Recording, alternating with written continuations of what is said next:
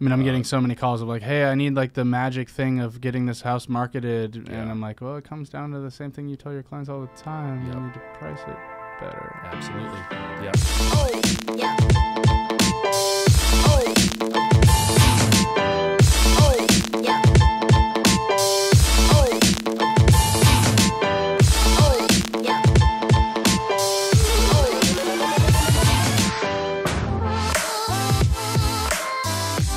Hey guys, welcome to another episode of Break It Down with Brayden. I got Aaron Chonka on with me today. Aaron, thanks for joining. Thank you. Appreciate it. Of course.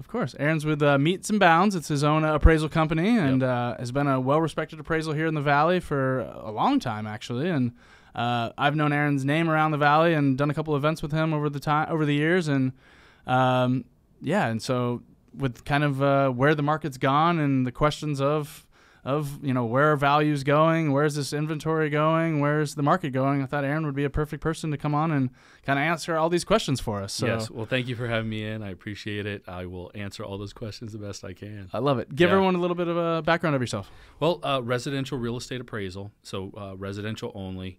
As you mentioned, been doing it now for 20 plus years. Actually, the next month will be 22 years. 22 years. That's when I started my apprenticeship and got licensed in 2003. And then went out on my own right around 2010, I think it was. And just really love the appraisal profession.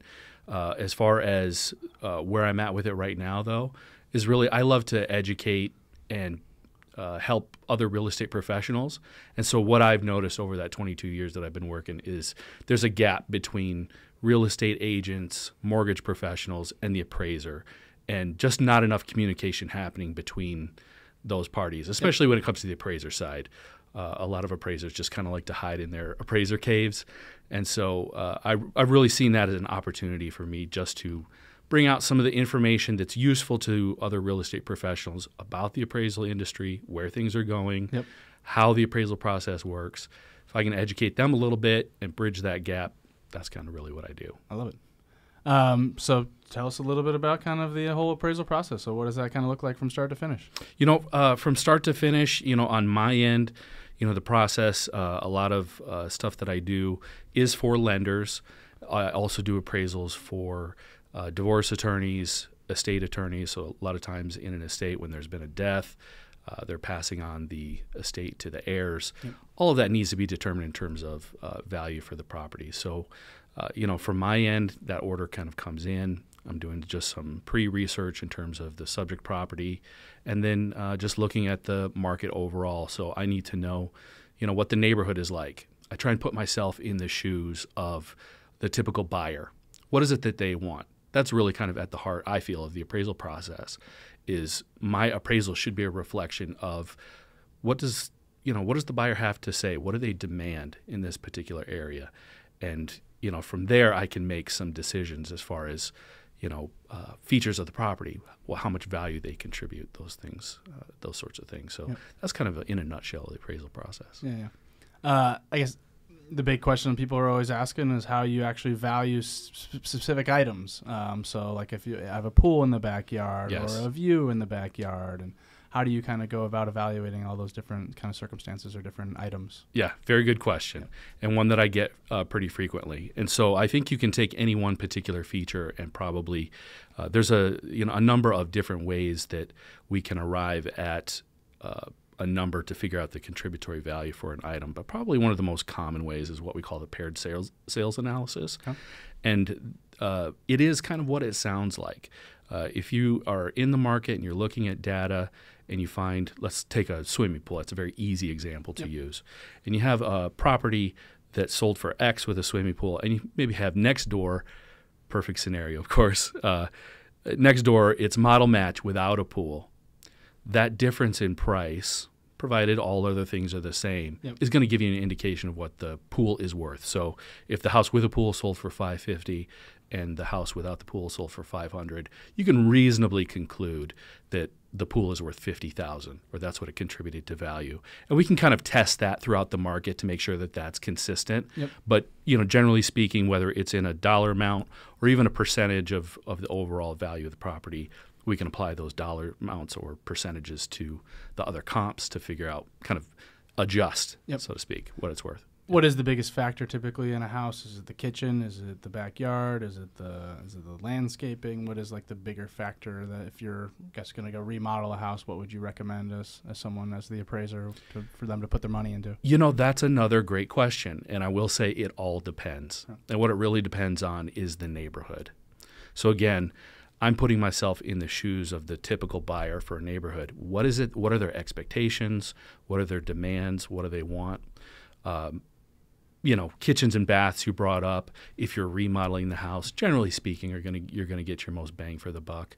You know, I do want to point out though, curb appeal is something that we overlook. A lot of money gets thrown into the kitchens and baths, but it's possible to overdo it depending on the neighborhood that you're in. I was actually talking to a cabinet company the other day, and he was kind of talking about that. He said, well, tell me about your neighborhood. And I was like, well, it's kind of weird you're asking me that. And he's like, well, if you're going to, depending on the price point of your home, you don't want to put in a cabinet that is so overly custom that you're going to outprice the area of the community. Yes. And I was like, okay, that actually makes sense. He's like, so depending on your price point, you want to go for grade A versus B versus C and D. And Absolutely. And all the cabinet companies, I guess, from what I've learned, kind of have those levels of Absolutely. All right, which kind of house are you going into? All right, this is the level of which cabinet kind of can justify for that area, if you would. Yes. So the advice that I give when people ask a question like that, my advice always is keep up with the Joneses. Yep. And so I don't mean that from a materialistic standpoint. What I mean is know what your neighbors are doing. You know, you might want to go through some of the open houses and things like that to see what the latest trends are. Do what the neighbors are doing. Try not to exceed or fall too far behind with respect to that. That will always be your best approach to maximizing value. Yeah, love it. Yeah. Talk about some of the classes. So what are some of the things that some of the agents would learn in some of your classes? Yeah, so I love to get out and talk to groups of agents, mortgage brokers, et cetera. A lot of different things. I got probably started doing just the appraisal process and getting different real estate professionals familiar with the appraisal form, how to request. Talk a little bit more about that, actually. Can you talk a little bit more about the form? So, talking about the appraisal form, Yep. It's hard to read. It's terrible. I know how to read one, and I go through different other appraisers' appraisal reports, and they're just tough to get through. Yep. They're scattered. It's not very well organized. So, if I can kind of break that down and show them the typical lender form as it's most commonly what they're going to see, explain it to them section by section, what they can look for, how they can perhaps maybe find in an appraiser's work answers that they're looking for. How did they arrive at a particular value? How did they, reconcile the whole report? Try and show them that so that they can skip to those parts that are really critical. Because a lot of that stuff that's in there, it can be boilerplate. A lot of it's stuff that they already know. So let's get to the heart of the matter. Besides just the bottom where it says the opinion of value, what was the appraiser's rationale behind all of that? And so I can kind of guide them through that process. Cool. Yeah, I think that's really important. Yeah. I think looking at it's kind of daunting. It's like, okay, well, what did the appraiser really tell me here? And, and where are they making the adjustments? You got a 45-page legal document that you're just kind of rolling through, and it again, the way that the GSEs kind of set up the appraisal report, it's very inefficient to kind of read through, and it can be confusing. So I feel like I can shed a little bit of light on that, and again, just kind of help them out in that area. What other stuff are they learning in some of the classes? Also talking to agents about effectively getting a reconsideration of value. So there are situations where perhaps there's an appraisal gap. The appraisal has come in below the contract price. That, for a variety of reasons, can cause some issues. So in every case, is it possible to get to be successful in getting the appraiser to reconsider the value? No, but I can help you kind of increase those odds. What to look for, possible mistakes in the appraisal. No appraiser's perfect. So there are some things that could be overlooked. How to present comparable sales to the appraiser that are usable for them and that will also fit within lending guidelines. Those are some things that I can train them on. little buzzword. I think it's like evoking tidewater. Is that? Did I say You know, that in right? VA, they have a process called Tidewater, which is much like what I talked about, is that there's a little window for the agent to present kind of their side of the case, Yep. to present comparables. So so VA appraisers have that process already built in. I would love to see that in conventional and FHA. It's gonna depend on the lender how that process works, but boy, it would be great to kind of see that instituted in there as well. Kind of weird that there isn't. Yeah, You would think there'd be like a little grace period of like, hey, let me show you where I got my value or my opinion of value, and Right. kind of justify where the number's coming from. yeah, and I think ideally that should come at the beginning of the appraisal process, at right around the time that the appraiser is calling to schedule the appointment for the appraisal inspection, Yep. or at the time that the appraiser is doing the site visit. That is really the best time for the agent to present their Follow-up argument. question. Yeah. So you're an agent. You got a listing. What would you like to see as an appraiser? All right, so I have what I call the appraiser packet. Love it. So have something ready to go, either in physical format or digital. I run a paperless office, so Digital's send it good to me too. via email. Okay. But give me a paragraph or two on the rationale behind how you came up with the list price. If you're just saying, well, the market's been going crazy, we just listed 10% above the last one, or, Yep. or whatever, Yeah. 10 grand, whatever it could be. That's fine. But just tell me like how you arrived at that. Say, and then show me the comps that the last most recent comps that you used to kind of base that from. Yep. That's good. That's advisable. Also, a copy of the purchase agreement is great. There has been, situations where there's an appraisal gap based on the appraiser did not have full knowledge of what the full purchase price of the property was, or that there were multiple offers on the property. Those are also good things to present to the appraiser. Yeah. There's To clearly a lot of demand, right? For sure. Yeah. Absolutely. So if you got 12 offers on the house, pretty good suggestion that the price is right. Yeah. Yeah, absolutely. Also, trying to think what else is in the appraiser packet. Give us a breakdown of the upgrades and the features of the house. Okay. So, I've talked to a lot of agents, and they've, their seller has an Excel spreadsheet completely filled out to the dime, Yep. of everything that they did. To be honest, I'd rather have too much information than too little. So please present us with that information.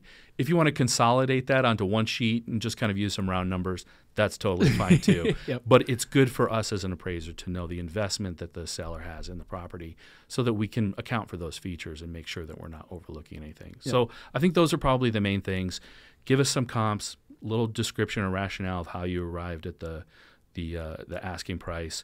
Throw in that purchase contract, make sure the appraiser is aware of the purchase price of the property and also any additional offers. And then third, give us that list of all the features and the upgrades in the home. Love it. Price per square foot, probably one of the biggest Yes. discussions on the appraisal side, because it's, you don't just base it on the price per square foot. Yes. Can you talk a little bit about that? Yes. Another great question. Thank you. So we hear this a lot, and this is terminology, of course, that the agents use a lot, is price per square foot. Yep. And I don't want to diminish the value of it as a metric for us to kind of pay attention to.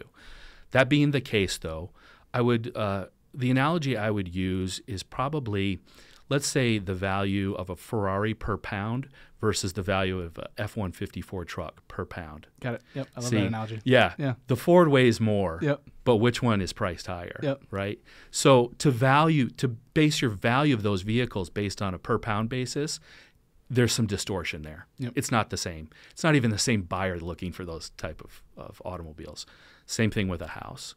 That price per square foot can get very distorted based on the size of the house and the other features. So you can imagine a house that backs to the golf course, its price per square foot is going to be higher than the like property that's across the street that doesn't have those views.